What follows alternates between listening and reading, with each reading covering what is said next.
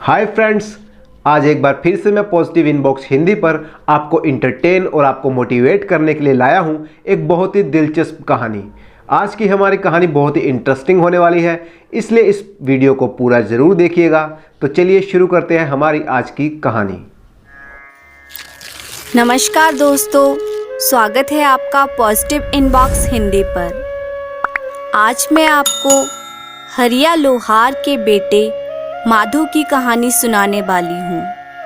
पर इससे पहले अगर आप चैनल पर पहली बार आए हैं तो चैनल को सब्सक्राइब कर दीजिए।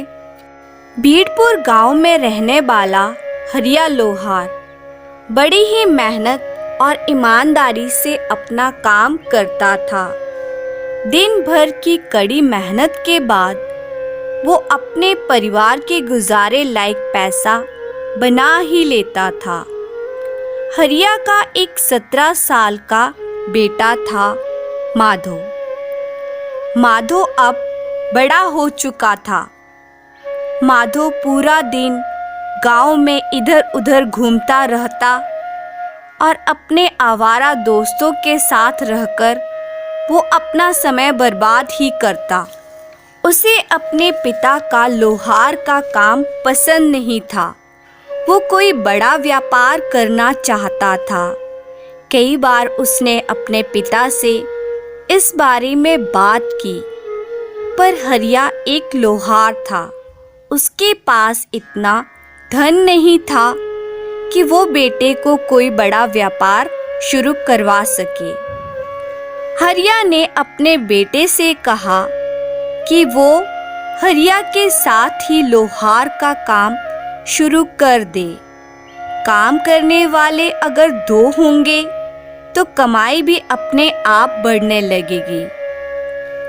या फिर वो नगर में जाकर कोई नौकरी कर ले। लेकिन माधो अपने पिता की सुनता नहीं था। एक दिन हरिया ने बेटे माधो से कहा, बेटा, तुम व्यापार की जगह ये लोहार के काम में ही मेरा हाथ क्यों नहीं बटाते हो? तो माधो ने कहा, मुझे ये लोहार का काम नहीं करना। ये बहुत छोटा काम है। मैं तो कोई बड़ा व्यापार करूँगा, जैसे हीरे मोती का व्यापार, जैसे गांव का सुनार करता है। हरिया चुपचाप अपने काम पर लग गया। कुछ दिनों बाद माधो नदी के घाट पर गया। वहाँ पर घाट के किनारे एक साधु बैठकर चिल्लाया करता, जो चाहोगे सो पाओगे, जो चाहोगे सो पाओगे। बहुत से लोग वहाँ से गुजर रहे थे, लेकिन कोई भी उसकी बात पर ध्यान नहीं दे रहा था। शायद उसको सब पागल समझ रहे होंगे। तभी माधो की नजर उस पर पड़ी।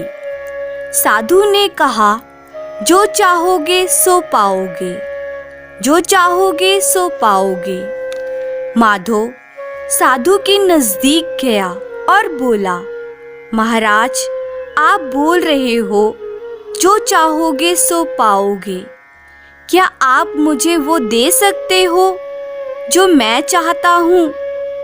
साधु माधो की बात सुनकर बोला, हाँ बेटा, तुम जो कुछ चाहते हो मैं तुम्हें ज़रूर दूंगा। बस तुम्हें मेरी बात माननी होगी। लेकिन पहले ये तो बताओ कि तुम्हें आखिर चाहिए क्या? माधो बोला, मेरी एक ख्वाहिश है कि मैं हीरों का एक बहुत बड़ा व्यापारी बनना चाहता हूँ। साधु बोला, कोई बात नहीं, मैं तुम्हें एक हीरा और एक मोती देता हूँ। उससे तुम जितने चाहो उतने हीरे मोती बना पाओगे। ऐसा कहते हुए साधु ने अपना हाथ माधो की हथेली पर रखते हुए कहा, बेटा, मैं तुम्हें दुनिया का सबसे अनमोल हीरा दे रहा हूँ। लोग इसे समय कहते हैं। इसे तेजी से अपनी मुट्ठी में पकड़ लो। इसे कभी गंवाना मत। समय से ज्यादा कीमती कोई चीज नहीं। तुम इससे जितने चाहो हीरे बना लेना।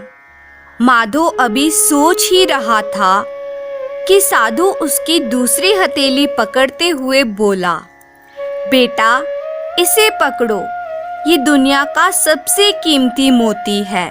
लोग इसे धैर्य कहते हैं।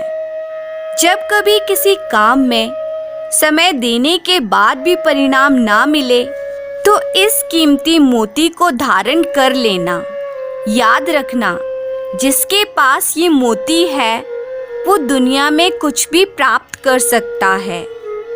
अब माधो पूरी गंभीरता से साधु की बातों पर विचार करने लगा और उसने निश्चय किया कि आज से वो कभी अपना समय बर्बाद नहीं करेगा और हमेशा धैर्य के साथ काम करेगा। और जब तक व्यापार करने लायक धन इकट्ठा नहीं होता वो अपने पिता के साथ ही काम में हाथ बटाएगा। तो फ्रेंड्स, अगर आपको ये स्टोरी पसंद आई हो तो इसे लाइक ज़रूर कीजिए and thank you for watching.